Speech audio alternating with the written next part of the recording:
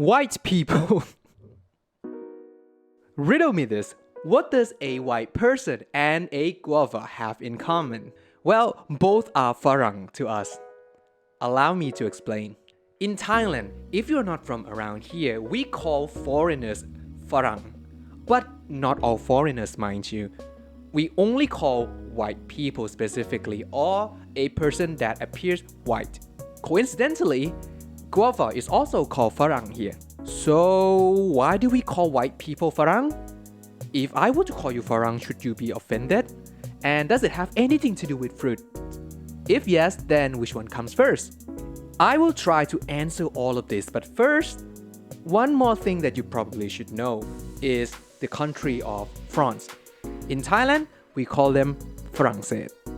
And I think you might be starting to connect the dot now. Just like most things in life, the origin of this word is not clearly documented, and there are a lot of theories, but let's go with the most accepted one. Back in the 5th century, Europe was still ruled by a bunch of kingdoms. Then when Charlemagne... Wait, not this one, the OG one. There we go.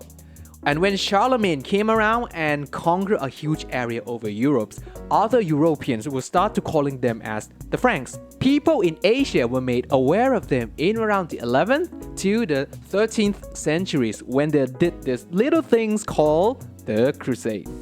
That's when the Muslim population started to refer to the white invaders as French. Although, as we know, the invading crusaders were comprised of many nationalities. But if you know anything about the crusade, you might be thinking, hang on, weren't the crusade being led by the Byzantine, not the Franks? And you will be right. It was believed that the Muslims populations start calling them the Franks or French because the last time that they have contact with Europeans, it was during the peak of the Franks kingdom, so they assume that every white person is from France. Now, as I mentioned earlier, exactly when we started using the word Farang in Thailand was uncertain, but it was theorized that during the Ayutthaya period, we learned of this word from merchants from Persia or other Middle East kingdom, and start calling white person as Farang as well. Okay, how about the fruit guava? Well, the fruit actually originated nowhere near Europe. It was from the America.